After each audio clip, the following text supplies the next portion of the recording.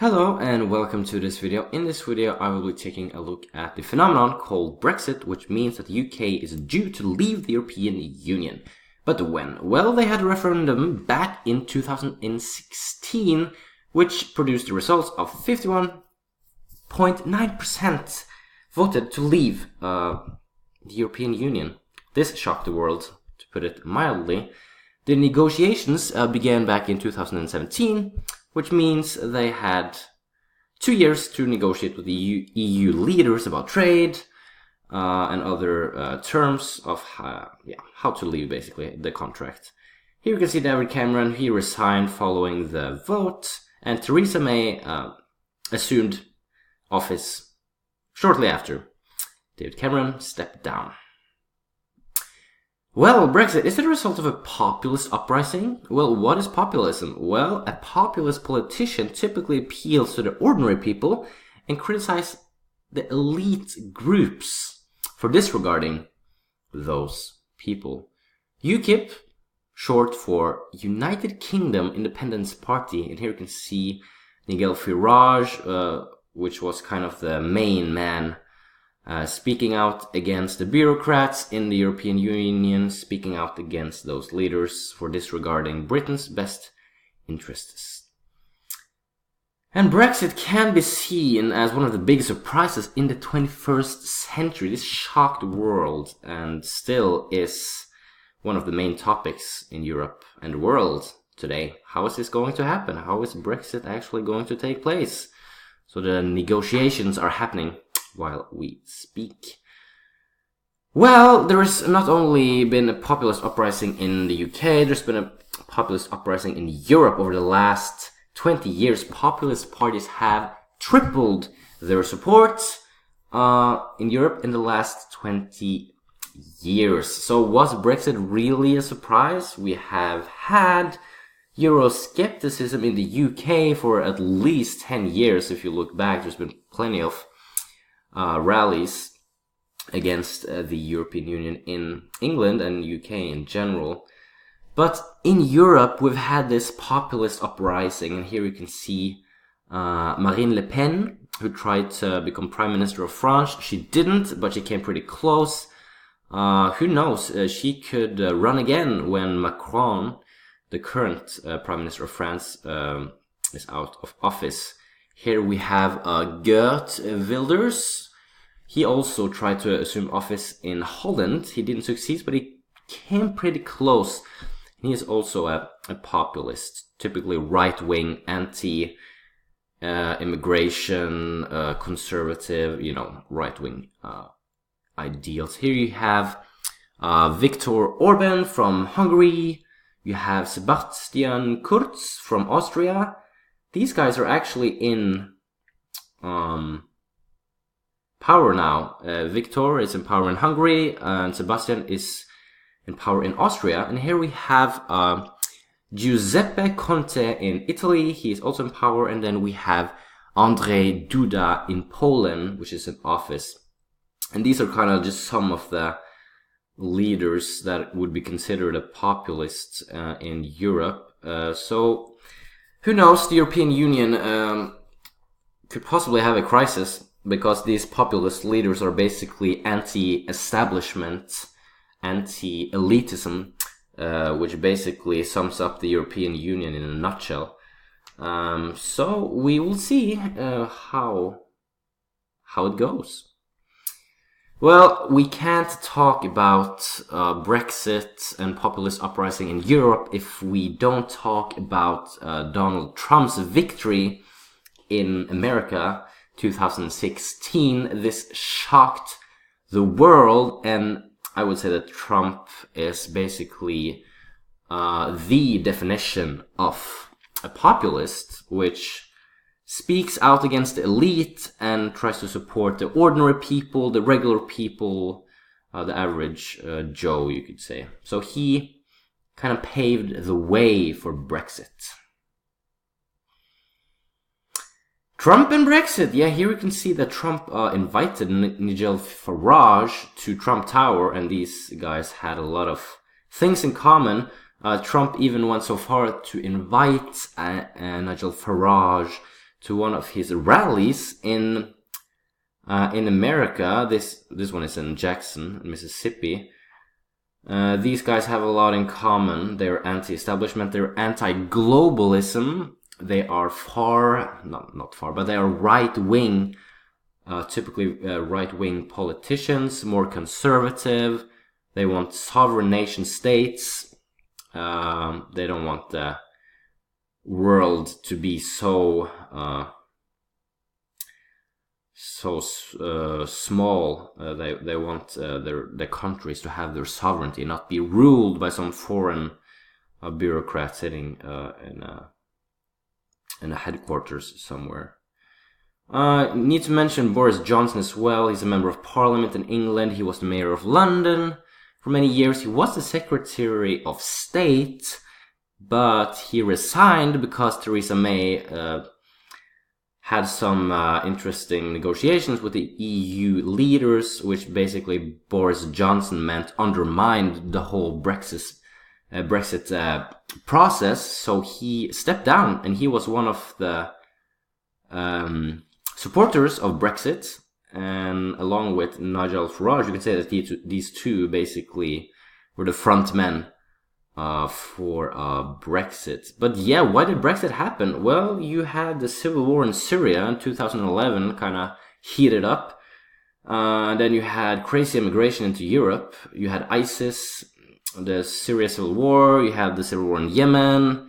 You had all these uprisings, and so many people had to flee their countries in the Middle East, and they poured into Europe. And this was something that frightened ordinary people in the UK, because the EU had policies to accept so many of these into their countries. But Brexit also happened because of people in the UK feeling not very sovereign, because the important decisions were made in Brussels, where the EU headquarters is. And this study that you can see here on the screen really laid out that these issues were really important in leading up to the decision to leave the European Union. Basically, immigration. They were scared of foreign people coming into the country, not knowing who they were. Terrorist attacks, ISIS, all of these fears. And also you have the sovereignty and the economy facet of why Brexit happened. Well, you had a migrant crisis in Europe from approximately 2013 to 2016. Angela Merkel, the Chancellor of Germany, basically advocated really open borders. We need to help these people coming from the Middle East. They're in crisis. They need our help. And basically, she was right, but she welcomed a lot of refugees. Millions and millions came into Germany, France, England, because they were all part of the EU, so they kind of had similar policies. But that's when some countries in Europe saw the red light blinking alarm, like, we cannot let in so many foreign people from the Middle East and Northern Africa. Some of them could be terrorists, some of them could be ISIS, so yeah. In 2016, the tide kind of turned because there was a tremendous surge of immigrant-related crimes in Germany, which Angela Merkel kind of had to toughen up Germany's policies, because, she had to lose face a little bit. It was kind of humiliating, because she had advocated open borders. We need to welcome these people into our country, and now Germany was experiencing so many crime and rape and crazy crime surges in Germany, so she had to be more strict and basically toughen up and decrease the number of immigrants coming into Germany, and she even had to send many of them home. So the EU refugee policies scared a lot of the people in the UK, so they didn't want to be a part of this whole open borders project. So they voted in the referendum in 2016, and Brexit is going to happen this year because of that. Here you can see a picture of London. I wanted to show you this because London is a great example of how multicultural and ethnically diverse England has become over the last 10, 15, 20 years. You can see a lot of Indian, Turkish, Pakistani, Jamaican, Nigerian people. These are the nationalities that have a majority that are not born in the UK. So London is really a multicultural city. Half of the city are not even born there. You can look at some statistics. In 2001, there was approximately 28.9% black and ethnic minorities in London. In 2015, we had a crazy surge. We had 44% of people in London, not from London, not from England, but from other countries coming in.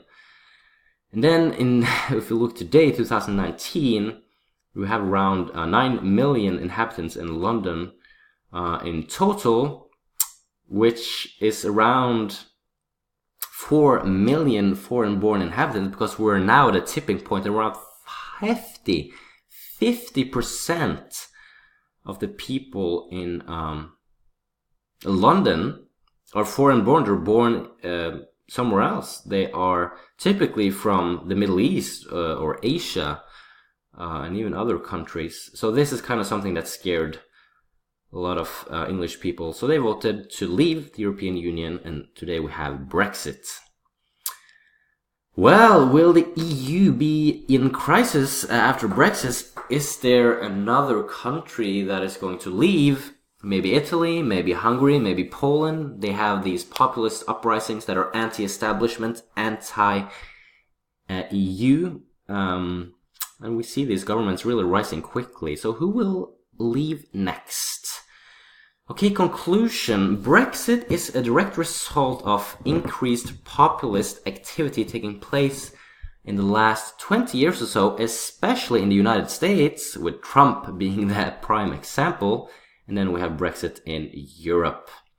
Trump's political campaign in the US from 2015 until his election in 2016 paved the way for the UK to leave the European Union. But these leaders, they need votes. They don't get elected just like that magically. They are dependent on votes from the people. Another issue that is important was sovereignty. The English people, they didn't want to be ruled from Brussels. They didn't want to be ruled from Germany and France and Belgium. They want to rule their own country. You know, they were proud of their country. And then we have maybe the biggest issue of all, which is the immigration issue. They want to feel safe. You know, we have had tremendous terror attacks in England, in Germany, in France, in Paris especially. So it's understandable that some of these English people were afraid of all of these immigrants coming in from the Middle East and thinking maybe some of them are ISIS, you know. Well, thank you. That's all for this video. You can see here some of my sources. You can pause the video and yeah, you can look at these sources for yourself.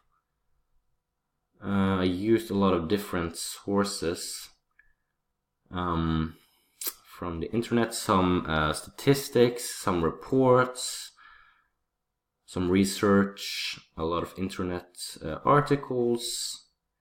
I also used a book, Brexit and British Politics, which was released in 2017. Anyways, thank you for watching. I hope you learned something new, and I'll see you again soon. Goodbye.